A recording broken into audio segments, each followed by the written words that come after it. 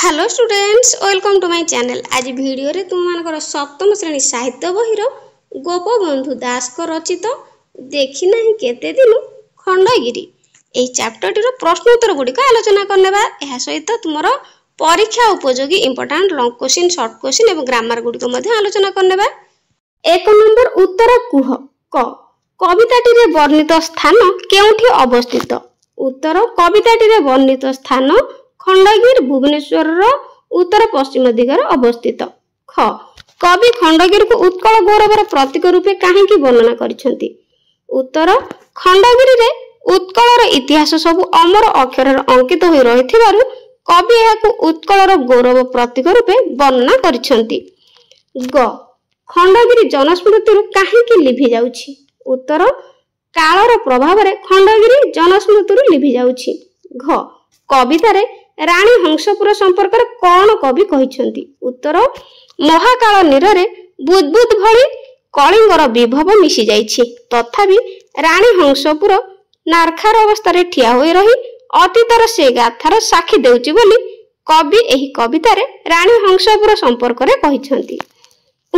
साधु धर्मवेशी और खंडगिरी पथ प्रांतवासी संपर्क रे कविता रे कौन कुहा जाइछि। उत्तर साधु धर्मवेशी और खंडगिरी पथ प्रांतवासी माने बहु अद्भुत कहानी कहती केते जीर्ण स्मृति कठावणी से श्रोता को प्रत्यक्ष प्रमाण देखाती बोली कविता रे कुहा जाइछि। 2 नंबर 2 बा 3टी वाक्य रे उत्तर लेख। क कवि खंडगिरी को देखि काहेकि चिंतामग्न होई पड़िछंती। उत्तर कवि प्रथम यौवनर कथा मने पकाई कहती जे खंडगिरी प्राकृतिक शोभा संदर्शन करवा थिला तांकर उद्देश्य किंतु से जेतेबेला तार श्री संपद को नेत्र भरी देखिचंती भावावेगरे चिंतामग्न होई पड़िछंती। ख कविता रे खंडगिरी राजदरबार दृश्य किपरि चित्रित होईछि। उत्तर कविता रे खंडगिरी राजदरबार नाना दृश्य चित्रित होईछि यथा वीरबाजा रणसजा गुप्त मंत्रण राजा को दूर देश आसीथिबा दूतर विजय वार्ता प्रदान एकांतर राजा को गुप्तचर राज्य समाचार प्रदान इत्यादि।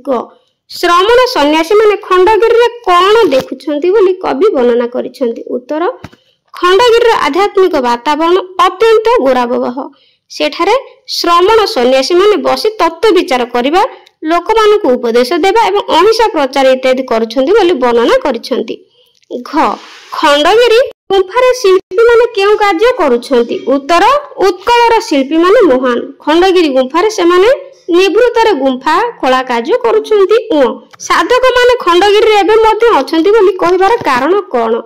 उत्तर गभीर राति रे साधक मानकर संगीतर ध्वनि सुना जाए एही कारण एबे मध्ये साधक माने खंडगिरी अछंती बोली कुआ जाइछि।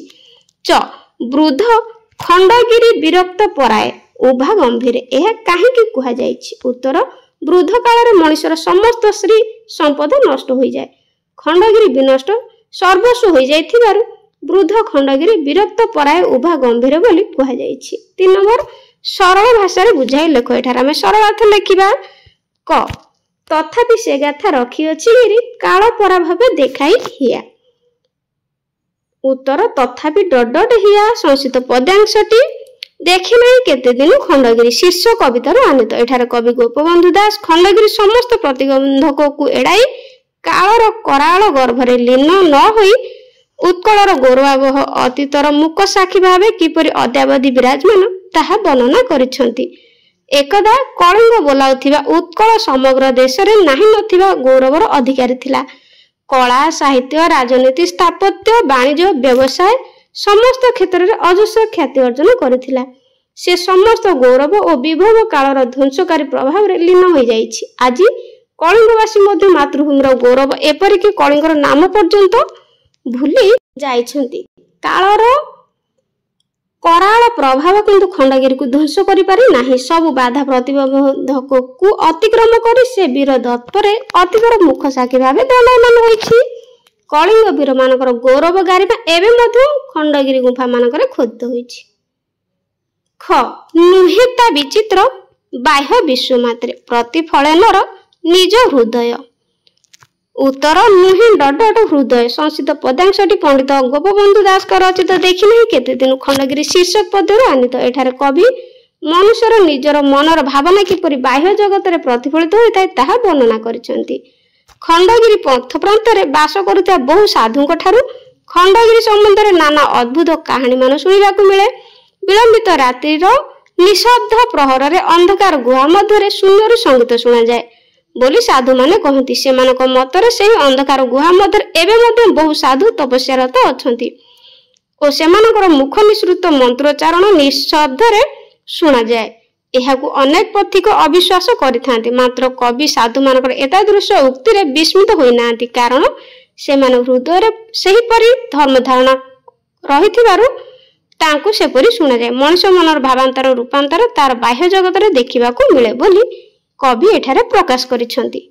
4 नंबर तळे दिया जायतिबा जुग्म शब्द मध्य थिबा अर्थ पार्थक्य को वाक्य माध्यम रे प्रकाश कर।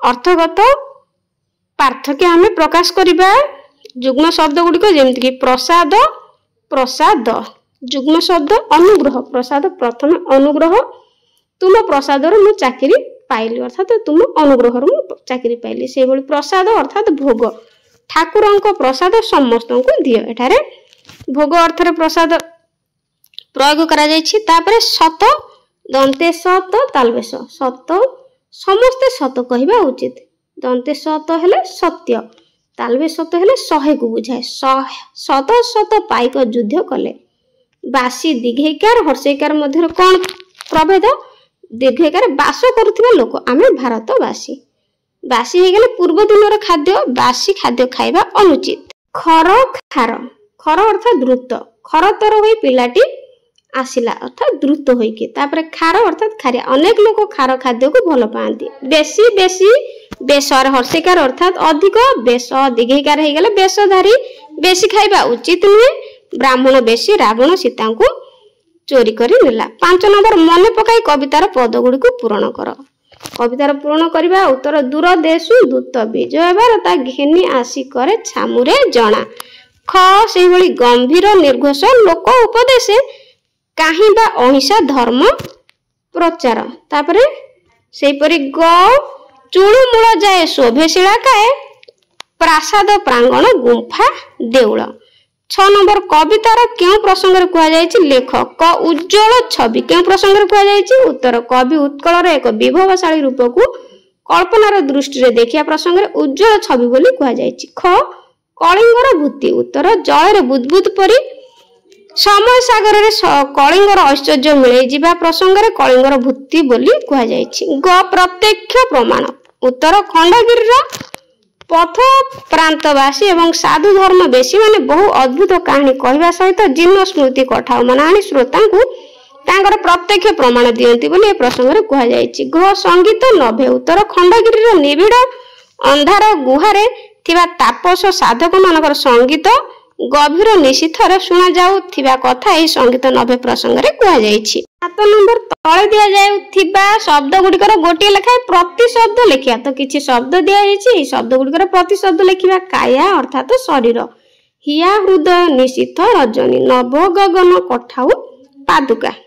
8 नंबर तळे दिया जायथिबा शब्द गुडिकर अर्थ लेख शब्दर अर्थ लेखिबा रोधुछंती अर्थात प्रतिबंधक सृष्टि करूछंती बा अटकाउछंती बा रोकुछंती एमती अर्थ होई परिबो। निबसंती बास करंती प्रतिफल प्रतिफलित हुए बा प्रतिध्वनित हुए एकांते निर्जन रे निरते सदा सर्वदा बा सबु बेले निरते।